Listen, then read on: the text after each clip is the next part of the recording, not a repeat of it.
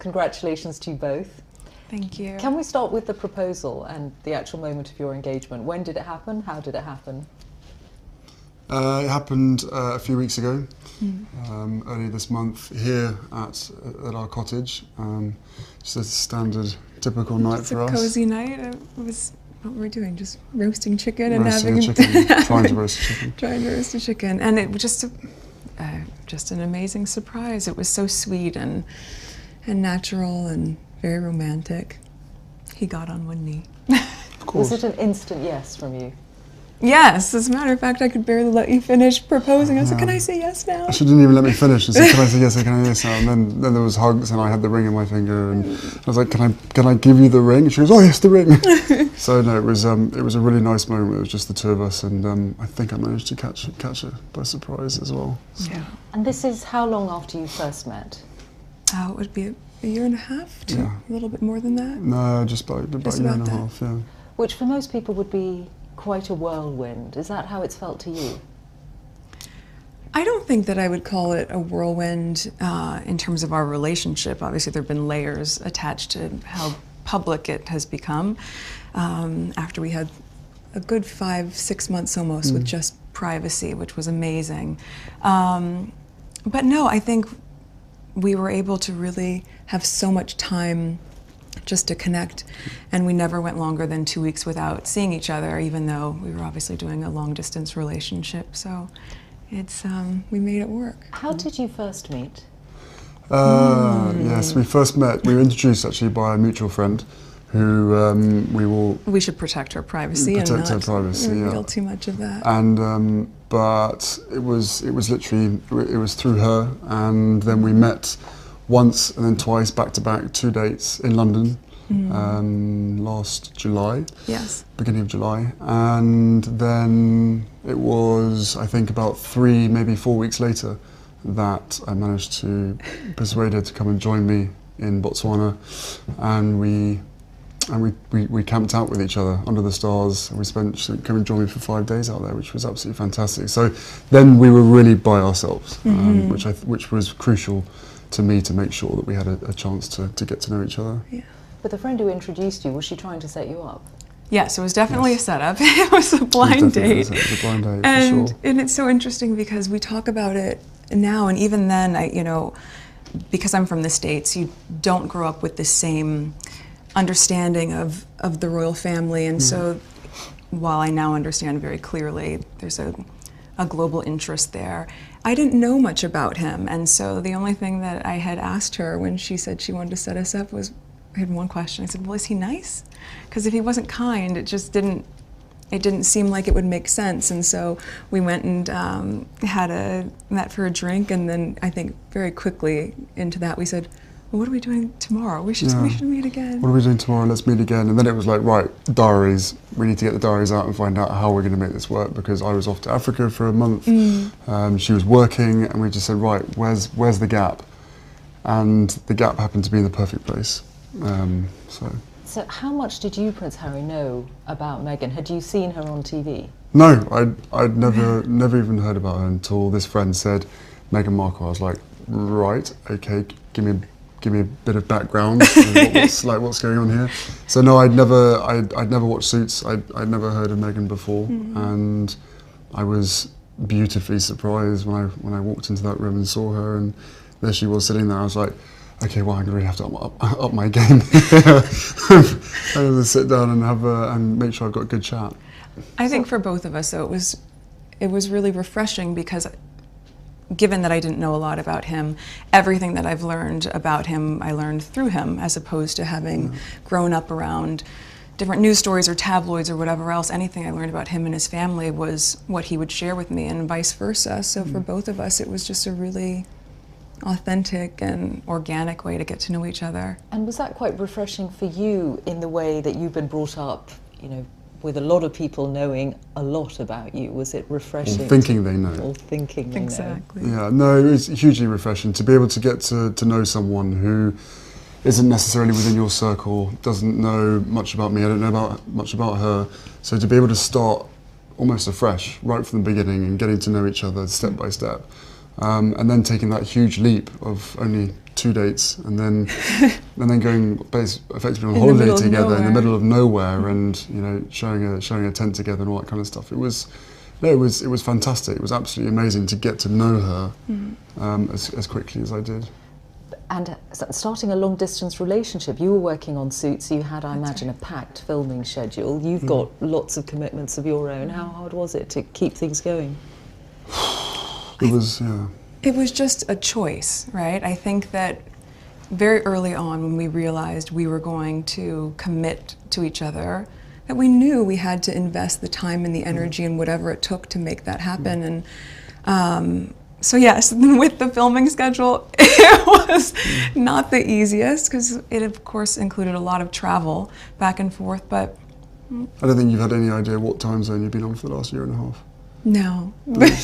Coming over here 4 days or a week and then going back and then straight into filming the next day, 4 a.m. wake-up calls on a Monday, Yes. straight into set, you know. And Right off the plane and straight to set, yeah, and just coming I'm just back trying and to doing it again. trying to stay as close as possible, but you know, on 2 different time zones and 5 hours apart does have its challenges. But we made it work, and now we're here, so we're thrilled. But in the case of your relationship, unlike for most people, there's this whole layer of what it means to get involved with someone from the royal family. How much of a sense did you have, Meghan, of the enormity of what you were getting into, what it might mean for your life? I think I can very safely say, as naive as it sounds now, having gone through this learning curve in the past year and a half, I did not have any understanding of just what it would be like. I don't think either of us did that. We both said that, even though we knew that it would be. Yeah, I tried to warn you as much as possible, but I think both of us were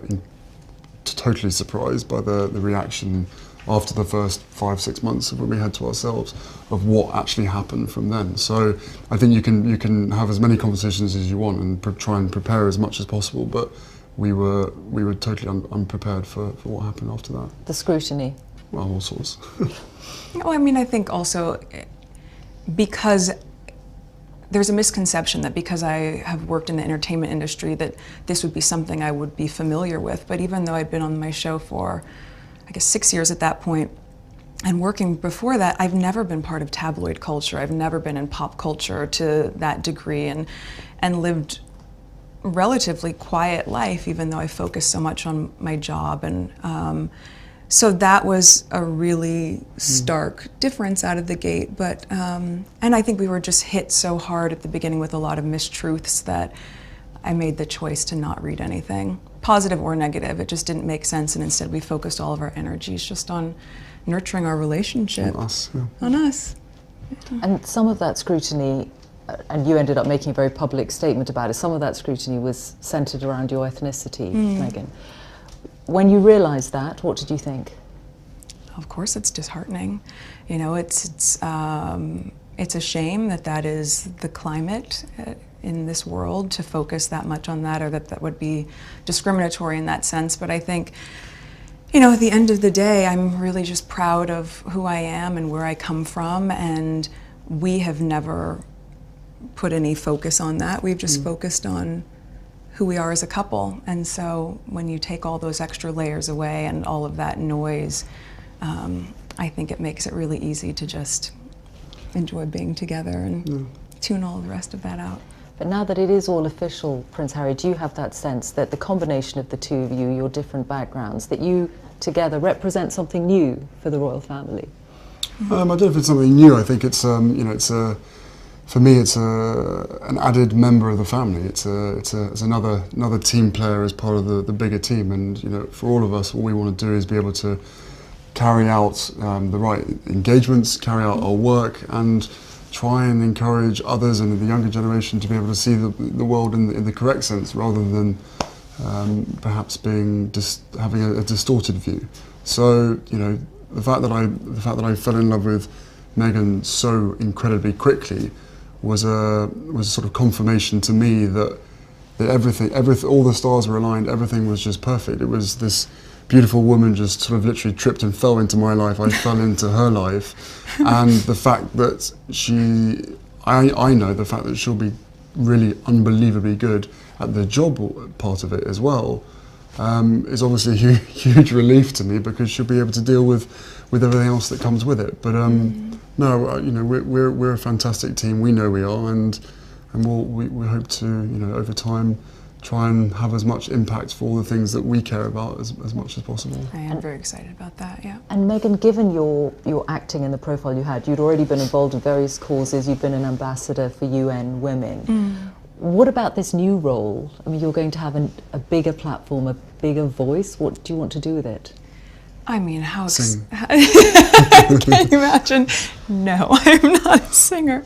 I think what's been really exciting as we talk about the transition of this out of my career but into the role is that, as you said, the causes that have been very important to me I can focus even more energy on, because very early out of the gate I think you realize once you have access or a voice that people are willing to listen to, with that comes a lot of responsibility, which I take seriously. And at the same time, I think in these beginning few months and now being boots on the ground in the UK, I'm excited to just really get to know more about the different communities here, smaller organizations who are working on the same causes that I've always been passionate about under this umbrella. And also being able to go around to the Commonwealth. I think it's just the beginning of a... There's a lot to do. There's a lot to do. And it's an immense change. You're getting a new country out of it, a husband obviously, but also giving up your nice, career. This is nice. Yes. But I don't see it as giving anything up. I just see it as a change. It's a new challenge. It's a new chapter, right? And also keep in mind, I've been working on my show for 7 years. So we are very, very fortunate to be able to have that sort of longevity on a series. And for me, once we hit the 100 episode marker, I thought, you know what, I have ticked this box, and I feel really proud of the work I've done there. And now it's time to, as you said, work as a team with you. Yeah.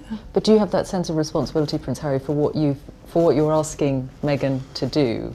Of course, that sense of responsibility was essentially from day one, or maybe a couple of months in, when I suddenly realised, actually, this is, you know, I know that I'm in love with this girl, and I hope that she's in love with me. But we still had to sit down on the sofa, and I still had to have some pretty, you know, frank conversations with her to say, look, you know, what you're letting yourself in for is, it's a big deal, and it's, you know, it's not easy for anybody. But I know that, you know, at the end of the day, she chooses me, and I choose her, and therefore, you know, whatever we have to tackle together or individually will always be us together as a team. So, I think she's capable. It's so nicely said, isn't it? I don't know. She's capable of anything, and together, as I said, there's a hell of a lot of stuff and work that needs doing.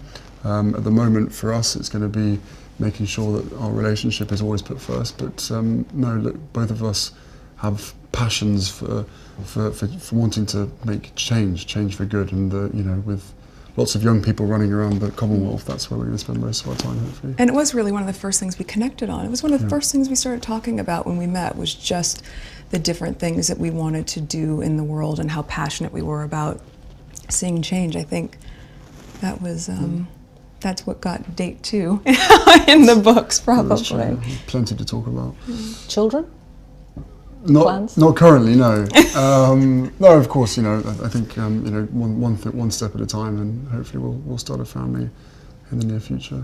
Have you met each other's families, I imagine? Yes, his family's been so welcoming, and You've met quite a few of them, actually. I have, on both sides of his family, his mom's side as well, which has been really important to me too. But yes, the family has been great, and over the past year and a half, we've just had a really nice time getting to know them, and progressively helping me feel a part of not just the institution, but also part of the family, which has been really, really special. Trying to track them down and make sure that they're around at the same time that she's popping in without telling too many people. And so we've actually done incredibly well to make sure that you've met all the key people. So does that mean a lot of the time that you've been together in this last year and a half, you've been at home a lot? Yes. No, we've well, yeah, we had to sort of reverse the whole process, and cozy nights in front of the television, cooking dinner with just the two of us by ourselves in our little cottage,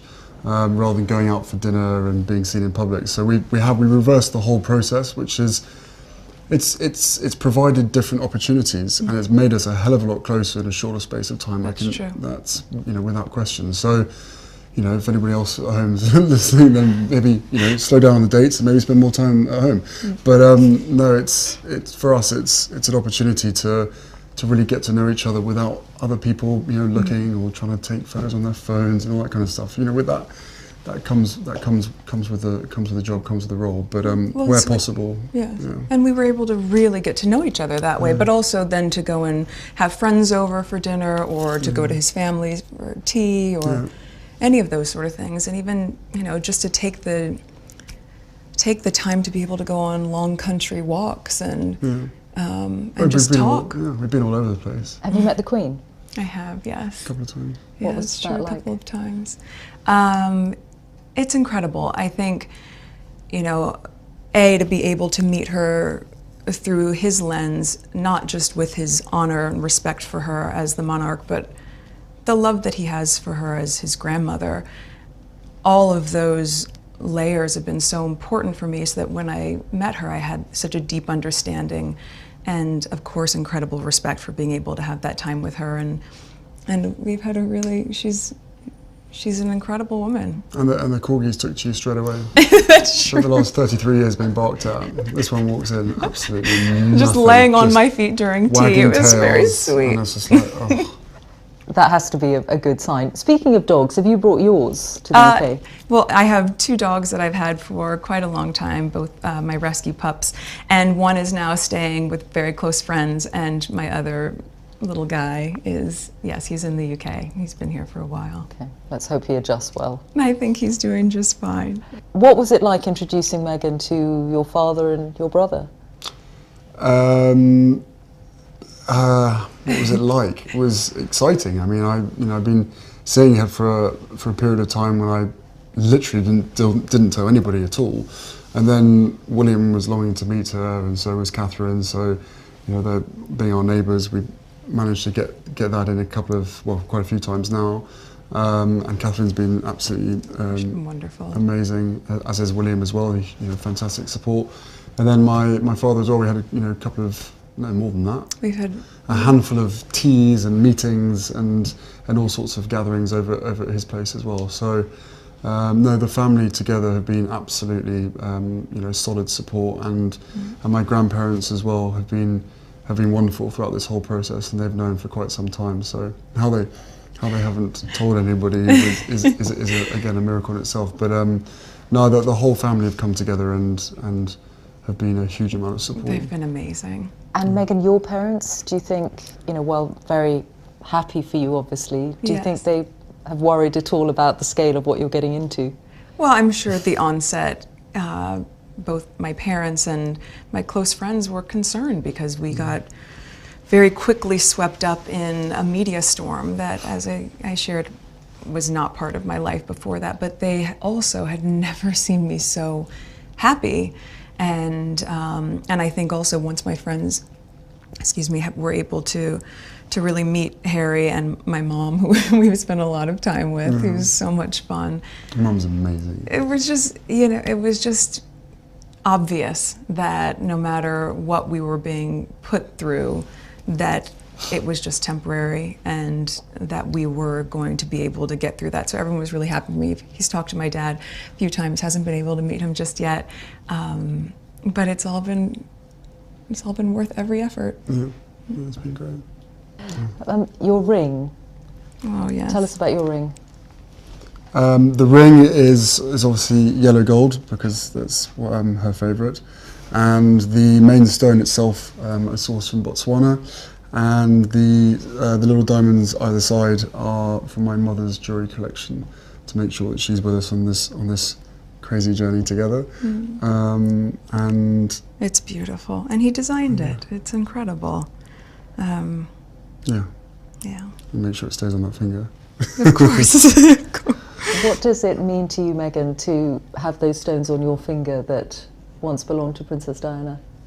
I think everything about Harry's thoughtfulness is, and the inclusion of that, and obviously not being able to meet his mom. It's so important to me to know that she's a part of this with us, and I think in being able to meet his aunts and also to be like Julia and just different people who are so important to his mom, I'm able to in some way know a part of her through them, and of course through him, and it's incredibly special. And you know, to be able to have this, which sort of links where you come from, and Botswana, which is important to us, and it's perfect.